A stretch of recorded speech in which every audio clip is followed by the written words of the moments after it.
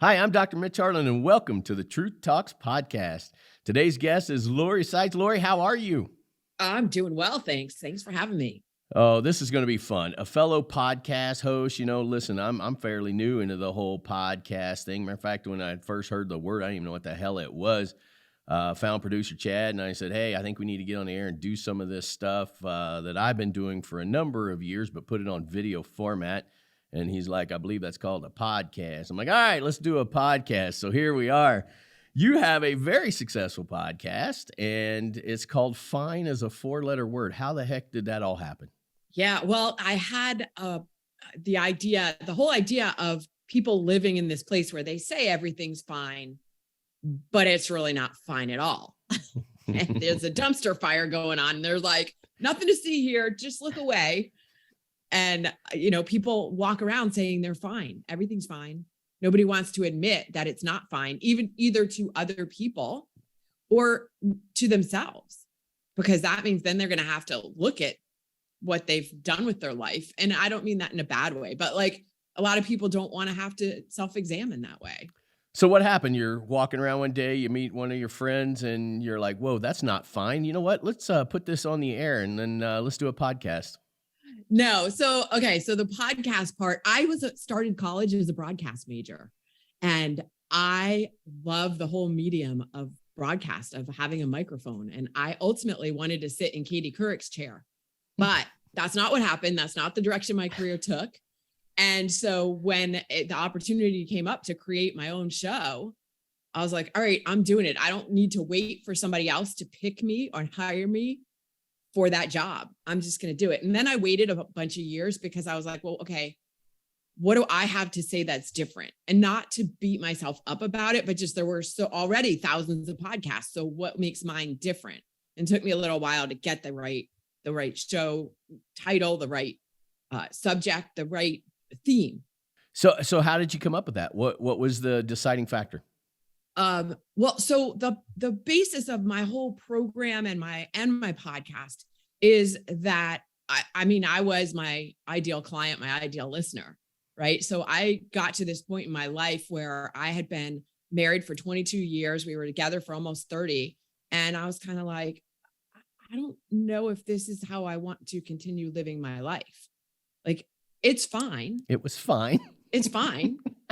He's a great person. We're both good people, but we don't necessarily belong together anymore. And backing up even further to get to that point where that was what I was thinking about, was I ran my first business, which was called Zen Rabbit Baking Company. And I was making a product called the Gratitude Cookie, which was amazing, kind of a cross between a butter and a sugar cookie, and selling it, because my background is also in marketing, as a product for business people to say thank you to their clients and people who sent them referrals. And so I ran that business for 11 years and I couldn't scale it quite the way I wanted to. So I ended up shutting it down.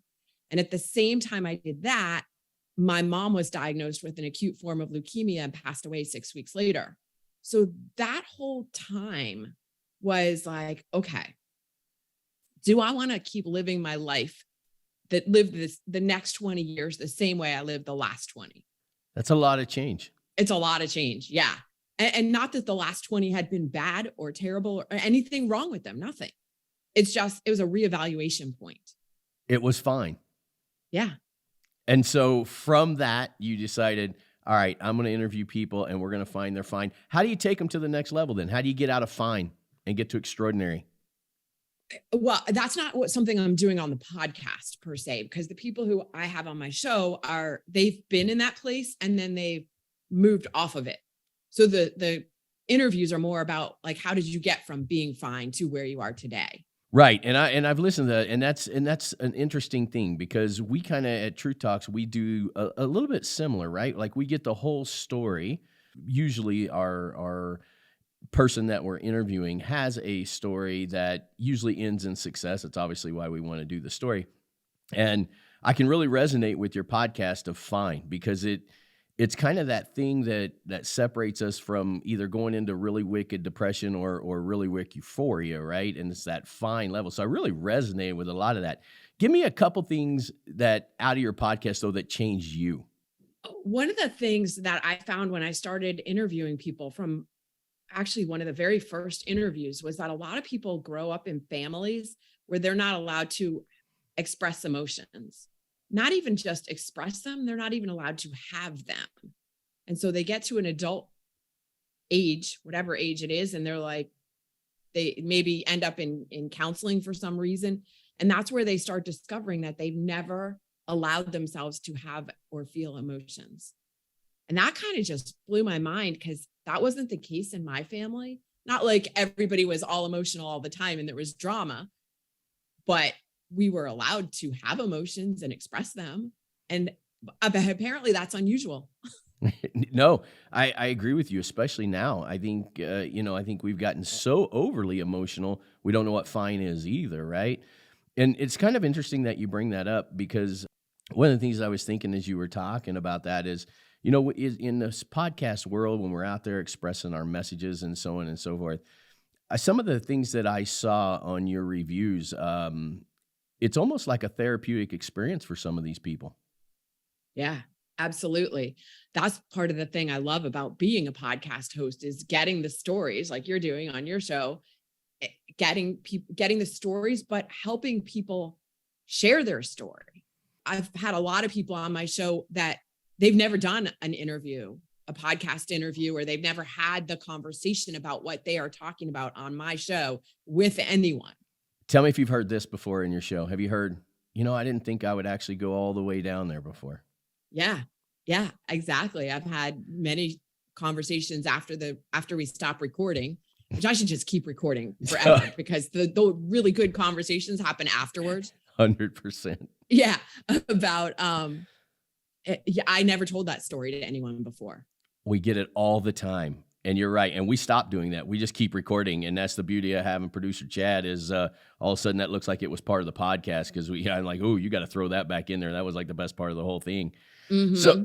So how do you, what is your kind of end game, if you will? What's the next steps? What are you doing? I'm on a mission to teach the world to be calm and grounded no matter what's going on around them.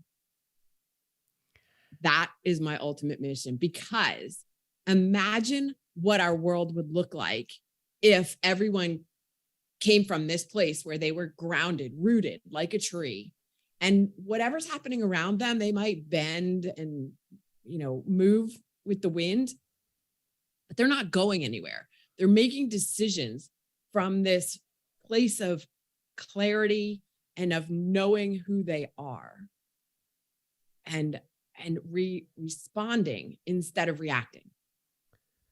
Do you find it's also extremely therapeutic for you when you're doing interviews? I don't know if therapeutic is the word I would use. It's really fun for me. I love, rewarding might be a better way of describing it. I love connecting with people. So whether I'm doing that through my podcast or on a stage, I just love having a microphone. And that's not from an ego place. It's from the ability to teach. When I was growing up, and, people, what do you want to be when you grow up? I always wanted to be a teacher. But back in the day when I was a kid, like, teacher to me meant standing in a classroom teaching like first graders. Right. I didn't realize that is what I do now, but it's completely different. It looks very different. And I love it. What's your demographic? Like, what's your biggest demographic? Gen X. And I when I first started the show, I thought it was going to be Gen X women, but it turns out that it's all genders, and also some older millennials. And for the record, yeah, Gen X doesn't know who they are. So that's people in their 40s and 50s.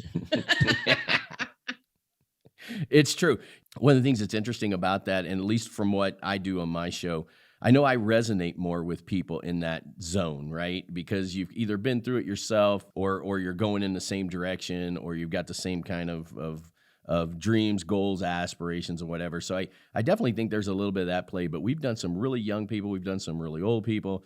I find it fascinating in all aspects. Like, I love doing this, although I did not have a communications degree or anything like that, which is probably quite evident when I do my show. It's like, man, this guy is just winging this bad boy.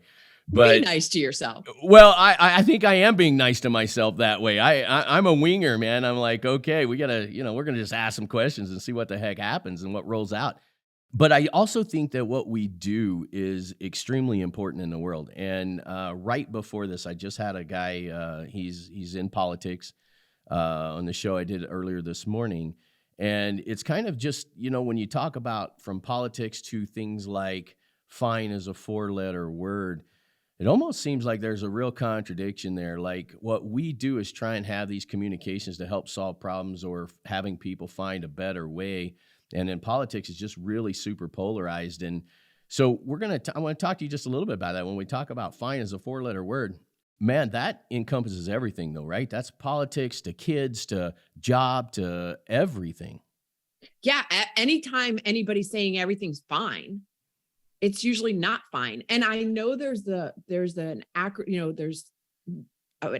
for what fine stands for. And that's not the way that I use it. Like that's not the intention of my use of the word fine. It's really going back to that whole, everybody just is conditioned to say fine. It's fine. It's fine. It's fine. Like, first of all, stop asking people how they are, like, because you're not going to get the truth anyway. That's right. And actually, I think when I opened this up, I said, "How are you?" Did you? Yeah. I don't even notice anymore. Like we don't notice. And we don't notice when people just say fine either. We just accept it.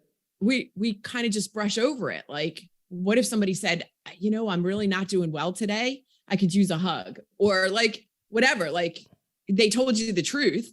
Well, you and I would probably be like, hey, you want to come on and do a show? Right. Right. So I think that is what I'm looking for. But most people wouldn't be able to handle it again, because it comes back to the dealing with emotions. People don't know how to deal with emotions. And you see this so much in our society because people overeating, over drinking, sitting on the couch, burying their emotions in too much Netflix. I don't know. Like people find all kinds of ways to not feel feelings. Oh, shit. So me and producer Chad are not fine. We overindulge in all of that. We were just talking about a Netflix show we just watched. I'm not saying that any of that is bad. I'm just saying people overindulge and do it for reasons to bury real life and emotions. No, I get it. And here's one of the things that I love talking to another podcast host, if you will, because I don't know if I would really consider myself a podcast host. We use it in terms, but there's people like you. I've watched your stuff. You're so much cleaner and smoother than I am. It's ridiculous. But there's always two things that I always want to know. A show that you did that really you're just like, oh my God. Do you have one of those in mind, top of your head? There's so many shows that I feel like that. There are a lot of times my guests come on with stories that are just unbelievable that people have lived through. So the one that just jumped into my head when you asked that question is with Amanda Catarzi, and her episode is called something about Ed Milet saved my life, because she grew up in a cult, and then she left and she was involved in sex and labor trafficking as the victim. And then she got out of that, and she's just had so much trauma in her life. And yet she's so resilient. I mean, that's just one story. I've heard tons of stories of trauma and growing up in cults and abuse and unbelievable stuff. And do you use those stories then when somebody else comes up with another story? Because I have that too. We run a sex trafficking story, and it was kind of crazy how she got taken from where she was at. She got conned into this thing. She ends up in Las Vegas. She ends up in a strip club. She ends up in this whole sex trafficking thing. Then her escape. It was one of the best shows that I really enjoyed. Not necessarily from an aspect of wow, where her transformation went from start to finish, but literally the educational aspect of that story. Like how in the world you would think when you hear that out loud, how can anyone fall for that? How can anybody do that? And then you hear the story and you're like, oh my God, you know what? My kid could have fell for that. My buddy's daughter could have fell for that. It's pretty crazy. And that's why I always like to ask that. That's a part about podcasting that I absolutely love is the unexpected that happens. When you're doing a podcast or whatever, and we're talking about fine as a 4-letter word, what's the mission behind that? Really to share the story so that the listeners can understand that they're not alone. And 2, there's nothing wrong with them, because a lot of times people hide their stories, hide the shame around something that might have happened to them, or not even necessarily to them, a decision they made on their proactively maybe wasn't the best decision. Whatever it is, there's a lot of shame around wherever they are in life. And they feel like they're the only one and they can't share it. And they don't want anybody to know because, oh my God, I'm such a horrible person. And so it's really about, there are other people who have been through this or are going through this, and you're not alone. And you recently took a trip. I did. So yeah, I recently went on a 1-month road trip sabbatical with a 19-year-old cat. So, and the reason behind this was I actually did an interview. There were a couple of things, but I did an interview with this guy, Chris Shembra. He's the author of a book called Gratitude Through Hard Times. And in the interview and in the book, he talks about his disconnect from gratitude. Like gratitude is his whole business. And he personally had a disconnect from it. And it was very dramatic incident of non-suicidal self-injury. And he talked about that on the show. And that was just one more step in the whole, okay, he was disconnected from gratitude. I feel like I'm kind of disconnected from it too. And this is what I talk about and teach all the time. Like, this is my business. And yet I feel a bit disconnected from it and disconnected from I'll say higher power, but that can be interpreted in so many different ways. Higher power, the internal voice. I work with my clients a lot. And we talk about like getting quiet enough to hear your inner voice and hear what that inner voice is saying to you. Cause we hear so many voices. We don't hear, some people hear voices. A lot of voices. No, but we're so influenced by social media, traditional media, what our friends are telling us, what our family is telling us we should be doing. And it's very rare that people get quiet enough to hear what their own inner voice is telling them. That might be intuition. It might be higher power. It's whatever you want to call it. But it's that voice that only you can hear that is directing you in the right direction for you. And what'd you discover? Yeah, I was kind of losing connection to that. And I decided I was going to take this 1 month. Like there was no way I could keep doing all the things that I was doing in my business that weren't working. Like I was on this idea that, okay, it's not working, so I should do more of it. Like, let me do more of what's not working because maybe that will help it work. And I was just getting burned out. And so, yeah, I just went, all right, screw it. I'm done. I put my podcast on hiatus for the month. I had stuff recorded, but I just didn't publish it. I didn't do any work, and we just went, like, kind of this idea of allowing ease and flow. So do you choose a word for the year? Like, I know some people choose a word or a phrase for each year. You know, I've seen it. I don't, but I've seen that. Yeah. And I get it. Okay. So my phrase for 2022 was ease and flow. It's on my whiteboard right in front of me every day. I wasn't allowing it. I just felt like I'm better off pushing a rock up a hill. Let me just keep working all the time. That's the better way to go. And it wasn't working. So I was like, all right, well, let me try this other way. I've heard it works. Let me see. I tell other people it works. Intellectually, I think it works, but let me get it integrated into my beliefs. In the Midwest, we call it, if you got to eat a shit sandwich, don't nibble on it. And I can never come up with one word, right? I'm always, it's interesting. And this is why I love talking and having conversations with people, because we're all different. We all need something a little bit different to do it. And yeah, I'm just a grinder. I just keep pushing right through it, right? I don't even know who told me that stupid saying, but I say it all the time to people. But Maybe I do. Maybe I need a month off and travel around in I don't know. I don't think you need, this is the thing. I came back with the idea for a new program called Living the Sabbatical Life. And you don't need a whole month off and a road trip with a cat to find your way to ease and flow. There are other ways to do it. But I think this is another thing. Our society tells us that the only way to be successful is to work as hard as you can. And most people are already working as hard as they can, and they're not at the level of success that they'd like to be. So what other tools are in the toolbox? And that's what I set out to prove to myself. The other tools work. They do. In this month, while I was not working, I had two of the biggest opportunities of my life come to me business-wise, and I wasn't working. Maybe that's that openness to having something different come in, right? Yes. And it's to the openness to allowing ease and flow. We don't have to be hustling 24/7. In fact, I'm so against that. It doesn't work.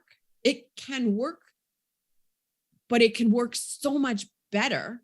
Life in general, business can work so much better if you're not hustling 24/7 and you're allowing ease and flow and working intentionally instead of just doing all the things. Yeah, I think sometimes you just get busy just to feel like you're busy. Mm-hmm. Yeah. And it does suck. Yeah, it totally sucks. And I've been saying, the highest performing business leaders in the world, two things about them. One is they don't say they're busy.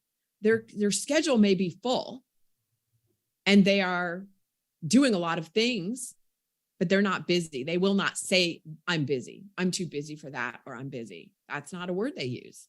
Where do you go from here? So after you had this thing, are you going to do a new show? I don't know that I'm going to do a new show. I feel like the Living the Sabbatical Life program fits under the Fuck Being Fine program that I already have. Which I love, right?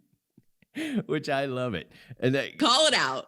Call it out. You reach the point. So fine is a 4-letter word. And then you reach a point where you're like, fuck, I can't keep living this way. This is not healthy. It's not satisfying. It's not enjoyable. And how do you know when you're not just fine anymore? What would you tell somebody what would be the one thing that you would say, here's how you know that it's not just fine? I mean, you look at your life and you just go, well, I'm not is this really my life? This can't be my life. This sucks. I'm not feeling good, whether physically, mentally, emotionally, whatever it is. It doesn't feel good. It's uncomfortable and it's not joyful. Life is meant to be joyful, I believe. No, I agree with you. And I'm as guilty as anybody of it, because a lot of times I'll be like, no, I'm fine. Then I'm like, okay, I got to hurry up and get back to the office. I got to hurry up and do this. I'm fine. But so I guess it's kind of part of all of our lives. So how would our listeners and stuff get involved with you? Where can they find you? Find all your programs? My website is zenrabbit.com. And that's the best place to see what I'm doing these days and to find my social media links as well. And if someone comes to your social media links and comes and finds you, what are they going to find there? What is the program? How's it going to change them? They're going to find me talking about gratitude and connections and courage, which are the 3 pillars of what I call the trilogy for success. They're going to find me talking about ways to help encourage them to be the best version of themselves. And last but not least, tell me this, for you personally, and also as a podcast host and all the things that you're doing and the fulfillment that you get, because I get it too. I just get a lot of fulfillment doing a podcast. Where do you see yourself in the next 5 years? What is it that you're looking to do? Joint projects with other people who are putting these same kind of vibes out in the world, talking about gratitude and connection and meditation and, finding the courage to be who you really are, and retreats, gratitude retreats and sabbatical retreats. So again, it doesn't have to be a month-long road trip sabbatical, but I do believe that it's helpful to get out of your routine and your current life, maybe for a week at least, to kind of kickstart that different viewpoint. So so I see retreats, I see joint projects, because I love that, and more speaking engagements. Put me on a stage. Well, we'll do that. We're going to try and promote you so that any of our listeners who has that capability, man, they'll find you and get you there. And one thing I was thinking as I was going through my head, if I went home today and I told my wife, I said, you know what, I think I'm going to take a month sabbatical. We got 2 dogs, I don't have any cats. I'll take the dogs with me. I'm pretty sure she'd be like, that's fine. Yeah, she'd be like, good. Should that scare me? I get a sabbatical too, right? Is that what she's going to say? I don't know, but I'm pretty sure she'd use the word, that's fine. That scares the hell out of me. Maybe that's exactly what you need to do. I don't know. You have to do the thing that scares you, Dr. Mitch. Oh, I do things that scare me every damn day, man. I tell you what. But I truly appreciate you coming on our show. I love doing these types of fun things. I love other podcast hosts because I looking you up, I got to kind of see some things in myself that I'm like, ooh, I got to get smoother. I got to get better at this. And it makes it fun. I'm always learning. I always enjoy learning. And I definitely think you have a program and stuff that people can really value from. So one more time before we end this, I want you to tell us again, one more time, give us where people can find you. Yeah, zenrabbit.com. Zenrabbit.com. Zenrabbit.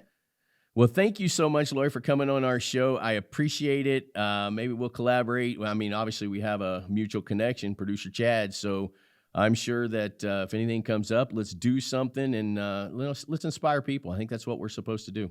Absolutely. Thanks for having me, and live a joyful day. I'm gonna go for it. Thank you so much, Lori.